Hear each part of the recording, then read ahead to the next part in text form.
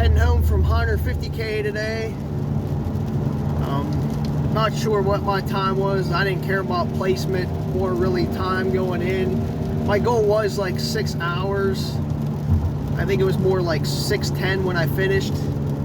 Not really sure. I have to go home and look later after results get posted. So I was about where I wanted to be. Probably could have pushed a lot harder if I wanted to, but I'm trying to keep my legs fresh for the next couple weeks.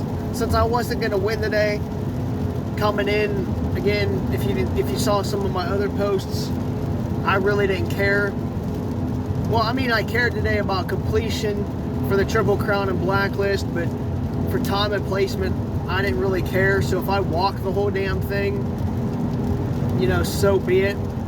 Not that I wanted to. Again, my goal would have been like 6 hours. But if I had to do it in 10 because something happened, I was going to do it in 10. I tried to GoPro the whole course. As I stated, that was what I was going to do today since I was going for fun. Not sure how it's going to turn out. I might have corrupted a couple of the fouls by not hitting stop before taking the battery out. I just yanked it out because I saw it trying to convert once I put another battery in. So I might have missed a couple hours of the course, but whatever, my mistake. I'll learn from it. But if it turns out good, so be it as well. I mean, it might be, it's good. Whatever I did get, it's probably going to be shaky in some spots. You know, might hear some bullshit on there, some small talk. I know I peaked twice without turning it off. I didn't really care because I wasn't looking down at my junk, so yeah, I'm not editing that shit out at all because I am not spending the time editing it out. So you might hear me peeing. But I think the GoPro, before I get into more of the race stuff, I think it cost me at least 30 minutes today, if not 45 minutes or more, just pissing with the batteries and stuff like that, and trying to make sure it's more stable than actually running the race. I don't know how many times I tried adjusting the strap, you know, after it got moist and sweaty, and just keeping it on my hat in a good view, you know, checking to make sure I actually had it still running. And then like the 8 battery changes each took a couple minutes. I know the first time I changed the battery, took me like 10 minutes because I also took off my shorts. So that was like a long break there. So would I videotape a long course like this again while I'm racing it? Not unless I'm getting paid or it's really something important to me. Maybe, like I said, I might do Pittsburgh Marathon and video that. But something like this, like a trail race, or you know, where I have to like pay attention to my feet, or if I stop and go a bunch, it's gonna burn my legs up. It's not gonna happen because it's just not worth it. It's gonna cause me more damage from the stopping and going than the tape is actually worth. That's why I like to do sections of trails between like 10 and 15 miles at a clip if I'm going to do a long video. So there's that. So that would, if I didn't take my GoPro today, I would say I would at least ran a 5.5 hour 50K, if not a lot less. Just because of the change, and like I said, the stopping going in the middle of the trail and not just at 8 stations just really put like a damper on my legs from stop and going and trying to restart and get back into the groove. Because even a couple of times I tried to change the battery while like walking, jogging, it still slowed me down tremendously. But we'll see how it turns out. But getting back to the race itself, oh, my throat's dry. It's raining and stuff, so the weather's getting to me a little bit.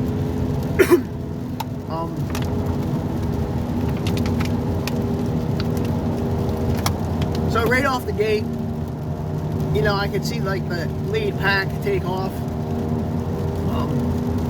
McCoy and whoever was with him were just jetting out the gate, dude. They had to drop like 5-minute miles across the bridge and, you know, up the first hill. I was just like, wow, I hope they can maintain that, but damn, I was like, that's a fire pace right out the gate. But it happens. But yeah, I just hung back a little bit early on, enjoying myself across the bridge and going up the big hill. I tried to take it easy while still pushing a little bit, just so my legs didn't burn out, but I also didn't want to get bottlenecked with the crowd early on. So that was my sort of strategy. But after that, once we got up to the Hyner view, you know, I relaxed mentally a little bit, not necessarily physically, but more mentally. I even rung the bell for Carl on the way up to the view, which they have now, we'll say probably like 20-30 yards from the top of the view.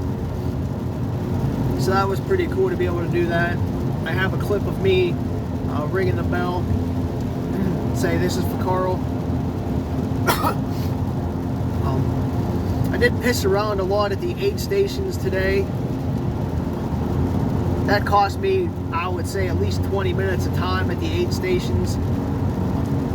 I just took my time and was rehydrating.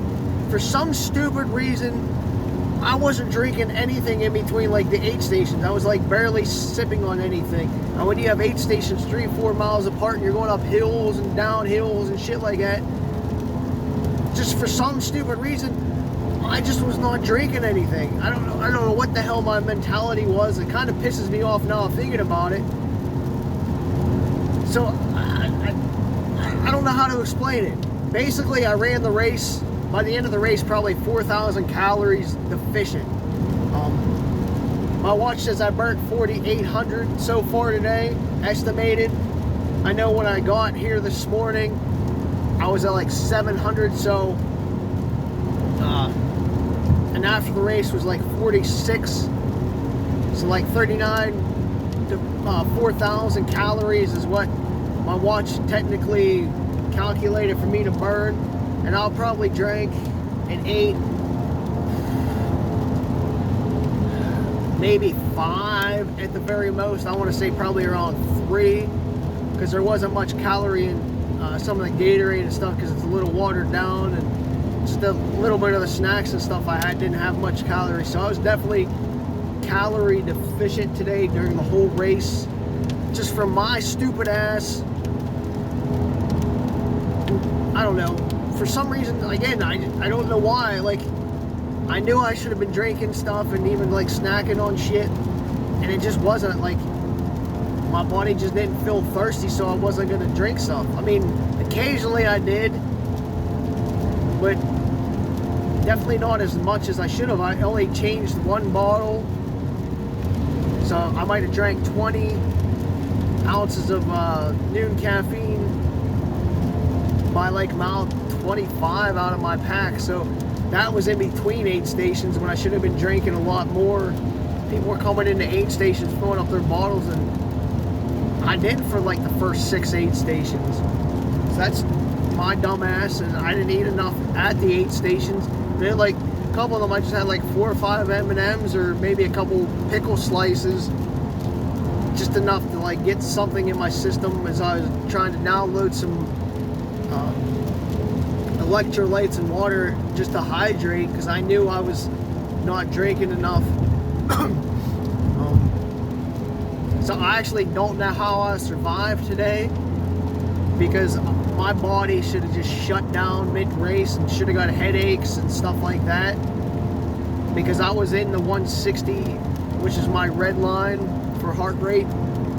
So my calorie burn is probably a lot more than my watch actually says, because once I hit that 160, I'm burning so much more calories than when I'm staying below.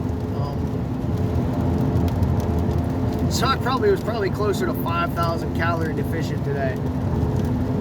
So I'll probably fill it here in a little bit. I did eat a bunch of shit after the race. Cupcake, a piece of red cake, 2-piece pizza, some baked beans. I tried to eat some chicken, but my mouth just was not having it. Just didn't have like the saliva to like down it. And even the hot dog, I was just kind of like, eh. So I'm still probably 3,500 calories down. Did have a Fit Aid after, and a can of Sprite. So, race itself, I did talk to some people along the course, not many. I did go back and forth with a few different groups of people throughout the race. And as the race progressed and I changed batteries, I would lose one group and then get another group. Sometimes I'd catch back up to the people and sometimes I wouldn't, but I just gradually fell back from the people I was with early on. But the first half, 3/4 of the race, I passed way more people than passed me. I think I probably passed everybody who passed me up that first half to 3/4 of the race. And then everybody just started passing me up as I fell back a little bit. Felt really strong on the hills. After the hill, like the Hyner view, because I was taking that a little bit easy, because you know it's the first like mile or two you get like 1,400 feet of gain or something like that in the first like 2 to 3 miles. So I was playing it smart. But after that, like any hill, I was just blowing by people. Like even like my speed walk, if you could see in the videos, I was just like gone with these people, jogging and stuff. Everybody's like dying up the hills. I'm just blowing right past them. But then again, my weakness, the downhills, people would just blow by me a little bit. And I was passing people on like some of the flat sections, at least for that first half of the race before I fell back. I would like to see the hills on video a little bit, just to study them, just watch me overtake some people and stuff and pass people back up. They even knew it. A couple people mentioned it and be like, wow, you're really strong and like strong on the hills and stuff like that. I really don't like that out and back section. I honestly hate it. I think it's stupid and it's unsafe. It needs to be changed. The reason being is it's like a single track where the out and back is. So it's not so bad if you're in the like the lead group ish. We'll say like the first 30 people when you're on your way out, because you're not interfering with anybody.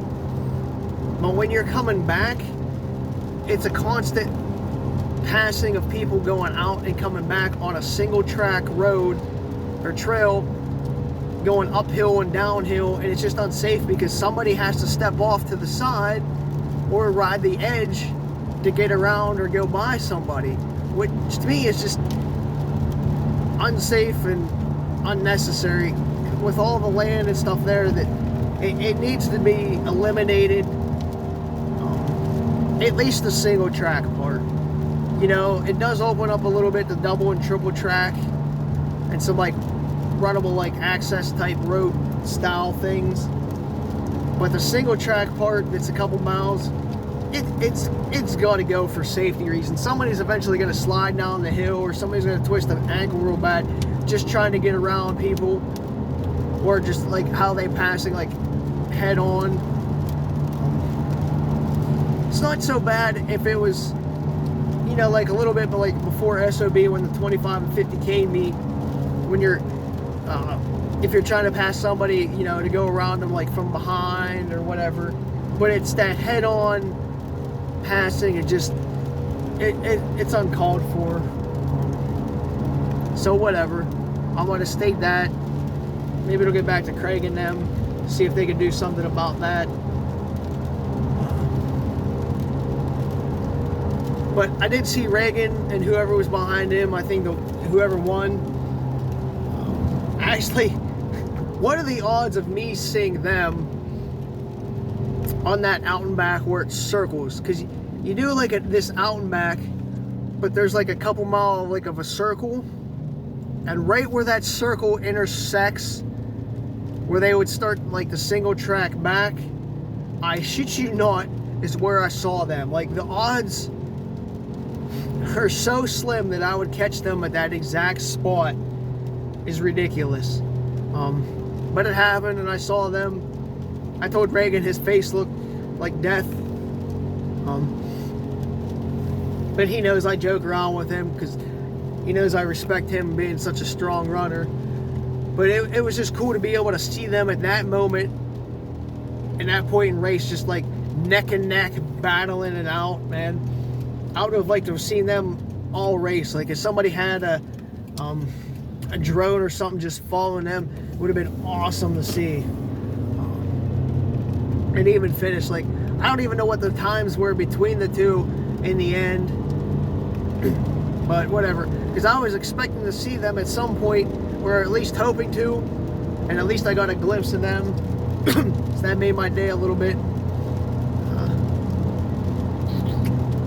I will say some of the aid stations, not to mention names, Ben and David, didn't know like the mile that aid station was, and I was kind of like, oh, come on, you got to give me this information. They were telling me like, oh, it could be 5 left, it could be 7, it could be 8. I'm like, I need to know so I know what to pack and eat and plan ahead. But not just theirs, there's like 2 other ones. I asked one person, like for that out and back, I think it was like 4 miles out and back, and I think it was a little bit more. Then when I came back, I was like, so what is this on the way back? They told me 22, but it was actually 20 on my watch. So I was like, oh, that's cool, you know. I only got 9 miles to go. I was like, all right, so I thought I had like 11. So if it's only 9, I'm doing like math in my head, like ETA and stuff like that. So every time after that, I thought I had 2 less miles to go. So I was even saying that when I was GoProing with the video. I was like, you know, my watch is at like 24 now, you know, race mileage is like 26. So like I had that mindset, like nutrition wise and hydration wise. All right, so if I can get by just by sipping on some of this, just grabbing this real quick, because I only got this much more to go instead of the extra 2 miles. And then like the distance between the aid stations as well played into a factor or whatever. So that did kind of aggravate me, but I did come in with like 31 miles in the end, so a true like 50K, give or take a couple tenths. Because when you're going up steep hills, down like ravines and switchbacks and stuff like that, GPS readings aren't necessarily going to pick up everything since they ping every 5 seconds. You truly never get like a true reading like on a rail trail would. Because I think before I used to get like 28 miles for the 58K. This year was actually like 31, so I don't know if they added some new trails to make it longer, even though it might have been already 31 and maybe it's more like 33 now. Because if I got 31, I feel like it's still longer than 31 by a mile or 2, because like I said, GPS isn't going to pick up all that shit. So yeah, I'm trying to think if I can look real quick. So I got 31.2 miles. My watch is saying 6:07 time wise. So if my watch is saying 31.2, I'm saying add at least a mile onto that. It would have been like 11:47 pace. Let me see here. I'm going to do the stats real quick. Average heart rate was 145, high of 168. 6,374 feet to gain. 64 down. So that's pretty spot on. I think we're supposed to get 65.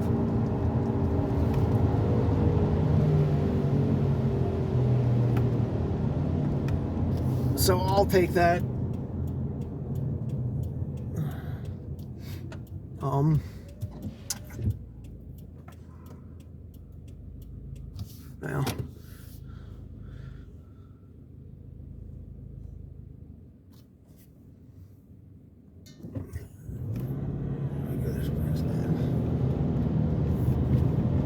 I'm trying to think what else to say here real quick.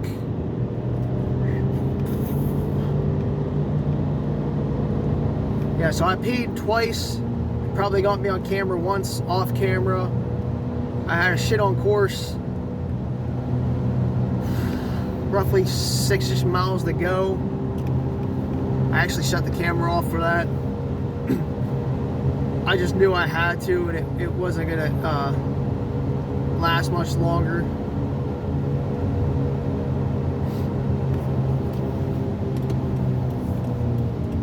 Oh shit.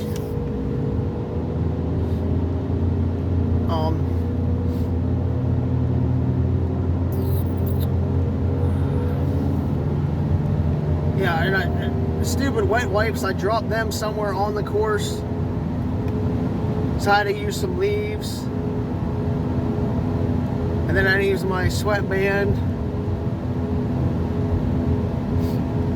So that's fun.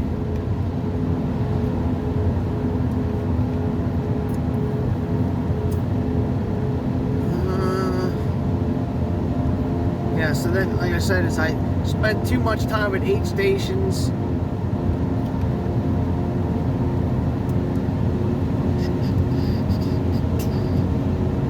The hills I crushed. I did have a ton of people though pass me at like second half or the last quarter of the race that shouldn't have, but I don't know, I just didn't care enough to really put forth the effort. And again, that stopping to get going really killed my legs. I know my legs a little bit got crampy up on one of the sections of that single track uphill that we're on that out and back where people were, you know, facing each other. So I knew then I was a little bit dehydrated, didn't take in enough stuff because it was my quads.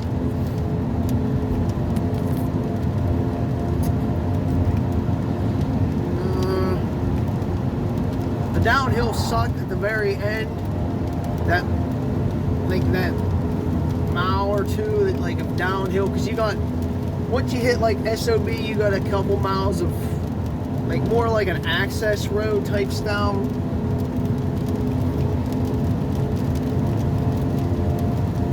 But then once you start downhill, you have like 1,300 or 1,400 feet to go within like a mile and a half of just like pure descent over some rocks and roots. It's not too technical, but it's going to destroy your legs, at least mine, at that point in the race, which it did a little bit.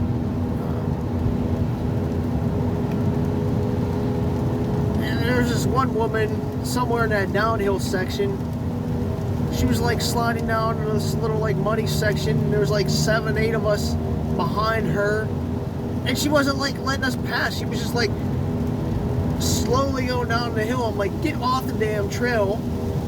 And then once she got past the muddy section, she started like trying to run a little bit, and there's like 3 or 4 of us still trying to like get around her, and she just would not step off. And I'm like, listen, I was like, get your ass off the trail and let us pass, because we obviously wanted to pass and she wasn't gonna step off, and then like 3 or 4 tenths later, she finally did. I'm just like, what are you doing? Like, I didn't say it out loud, but I was getting like kind of pissed about it, because etiquette says step off the trail when you got people trying to like get around you, and they're like saying, hey, can we get around? She just wouldn't do it.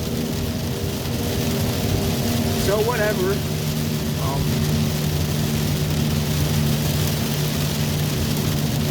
But yeah, that definitely pissed me off. It was starting to rain pretty good. I didn't get any rain on me until SOB, the top of SOB, like at that aid station. Like right when I got up there is when it started coming. Thankfully, I didn't get much until then. And then it was like a cold rain a little bit. I thought it was gonna be like a hail type issue or freezing rain, but it was definitely cold. But it wasn't too bad, but it wasn't really refreshing at all.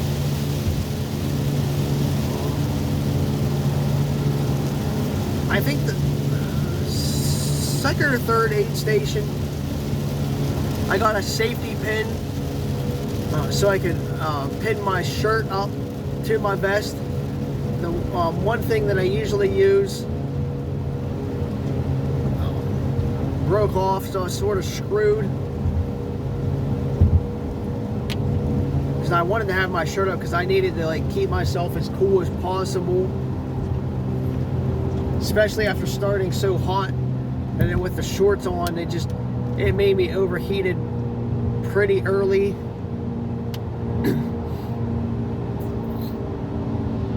So that took a couple minutes at that aid station for them to find a safety pin. And then the Hyner View aid station, I spent another couple minutes there more than normal as well, the second time through, because my underarms, especially on the right hand side, was on fire. It was just, you could feel it chafe so bad. They asked for some Vaseline, and it took a couple minutes for them to find it.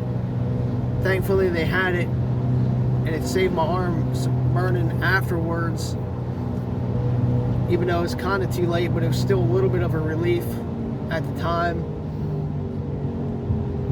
I know I chafed under my arms and stuff like that because I was so sweaty, and then when the humidity and stuff like that dried all that shit off, so that salt like residue, as my body moved a little bit, just caused the chafing, which happens all the time with runners. My gooch area got a little chafy or sore, so I had to get some from underneath my armpit and put on the gooch. It definitely helped. It definitely saved it. Otherwise, I would have been in pain, a lot more pain now.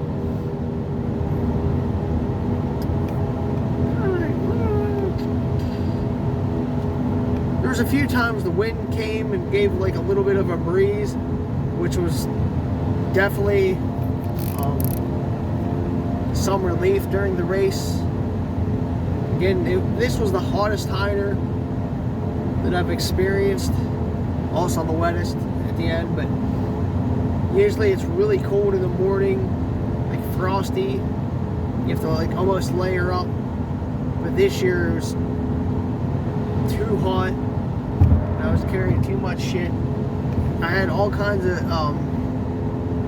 stuff in case it rained. I had a rain jacket, I think poncho, gloves, I had a gator, and stuff like that, because I didn't want to get caught in the rain, get cold and wet, and then get hypothermic because of it. So I was just trying to play it smart. But all that extra weight, and then with like the batteries of the GoPro, I think I took like 9 batteries. It just was a lot of extra weight that I'm not used to carrying.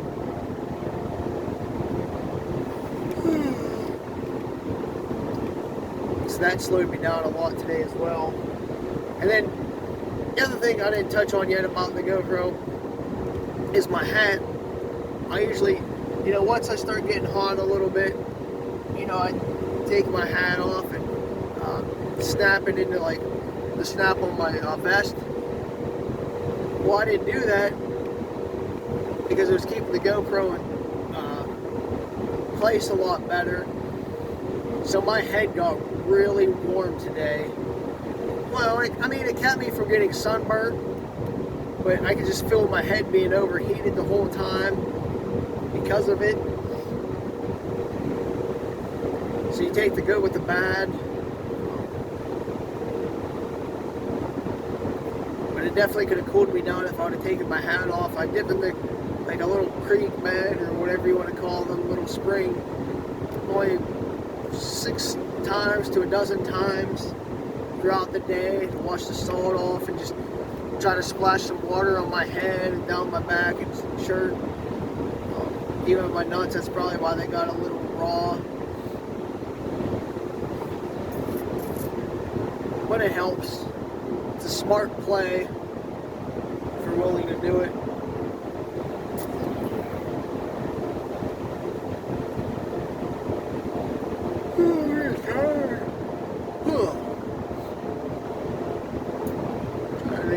Anything else I want to touch on?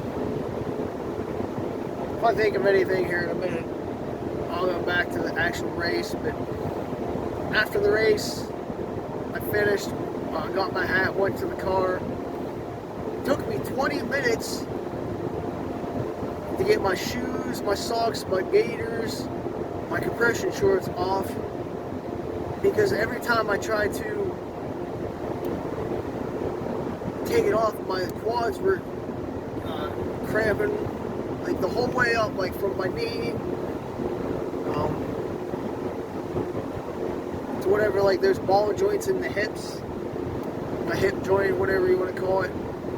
Like a muscle every time I would move my leg would try to get crampy, so I had to keep stopping and grabbing it to stop the cramp from coming on, because if it came on, I was basically screwed.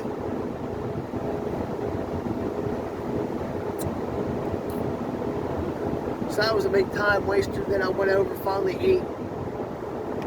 Had some pizza today, baked beans, chicken, hot dogs, bunch of cake, some pop of water, shit like that. I think I had one of everything. Like I said, I tried to eat the chicken, but it was too dry. Well, not dry, but my mouth was too dry for the saliva to take it. But the pizza they had, these little ass pepperonis, which is awesome, because they like cupped up. They were cute little pepperonis. Kept the grease like in the cup, made it taste a little better. That little grease. It talked about 20 people after the race. Took a bunch of clips. I didn't get to video anybody's commentary of the race like I wanted to, but it rained the whole time after I finished, and I wasn't gonna try to talk with anybody for any amount of time in the middle of the rain. I did get the shakes a little bit, even though I changed. So I went back to the vehicle, got my umbrella, put on some windbreaker pants, and then 2 hoodies and my Eastern States hoodie to stay warm. So some of the things I would have done differently: GoPro would have been gone. I wouldn't have started with wearing shorts since it was supposed to be a hotter day. Would have drank and ate more during the race. Would have made sure all my zipper pockets were zipped so I didn't lose my wet wipes. Would have tried a little, well, I don't know if I would have tried harder, because again, if I'm not going to win the race, why am I going to put forth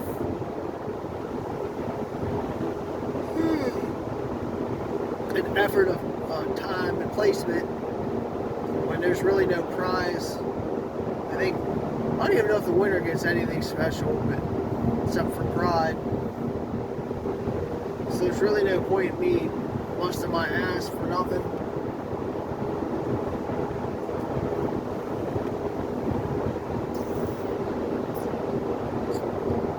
I would have packed maybe another snack or something in my vest to eat.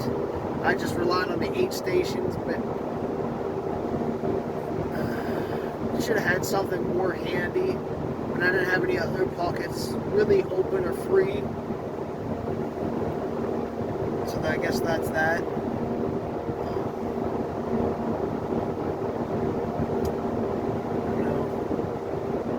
Oh, my sock. I don't know if it was my sock or what, but it felt like the sock moved a little bit. Where that stitch line goes, it felt like it was actually around my pinky toe and the toe, like my ring toe finger, whatever it is, and starting at like mile 7. So the sock felt a little bit off. Not the shoe, but the sock itself. I was too stubborn to stop, fix it. So it made running a little bit harder as well, because you couldn't really ramp it up, and I had to not angle my foot, but like clench it a certain way, so I didn't notice, you know, that like stitch going over the toe a little bit, but it was actually like around the outside of that pinky toe, and it was rubbing a little bit. It looks like I'm gonna have a black pinky toe, so I'm gonna have to pop that today. Just probably from that running. I don't think I stubbed my toe in anything that I remember, but I could be wrong. I probably did. I know I fell twice.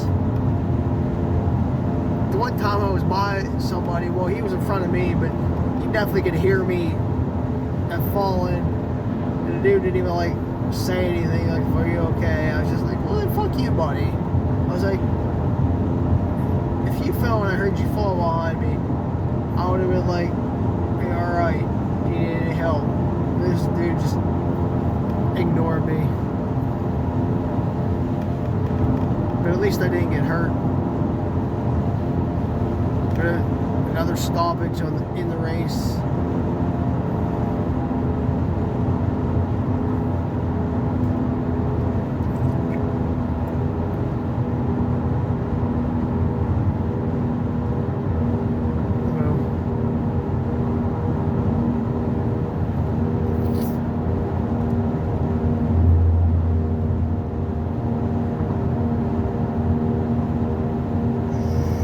I think that might be about all I want to touch on.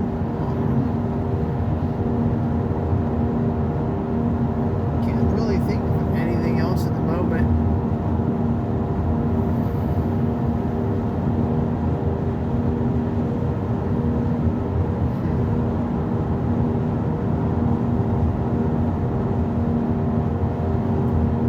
Probably will later.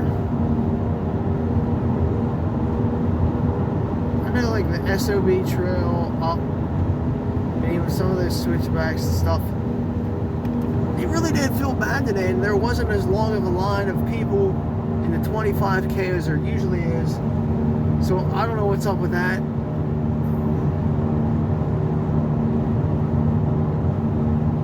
Again, there's usually more.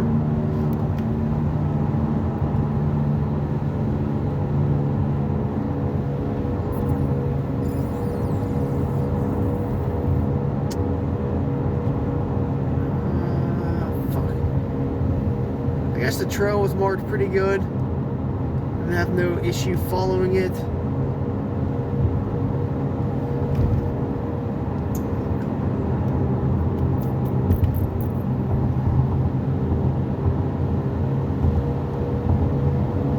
I do know a few times I did get confused because I kept forgetting to look for pink flagging. So I did get kind of worried a couple of times that I was actually going the right way or not. Obviously, did.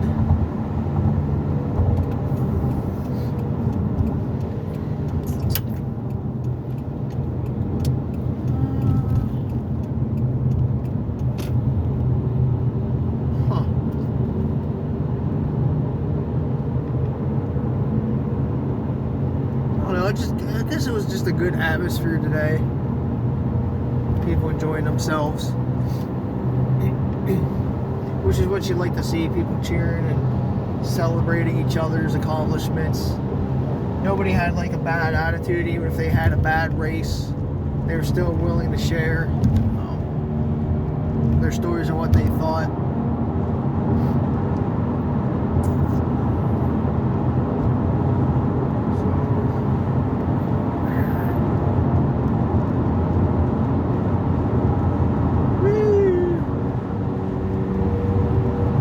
I think I'm going to leave it at that. I probably could nitpick a little bit more.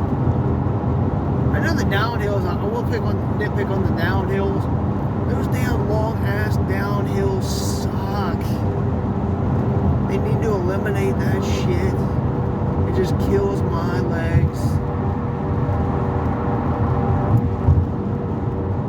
But I do like the uphills just because I can pass a bunch of people.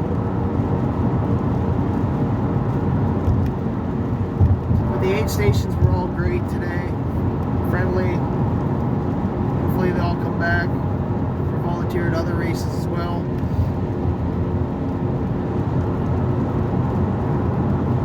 Alright, I'm done. So that's my Hyner 50K race recap. Could go on for another hour, but there's no point. So, yes.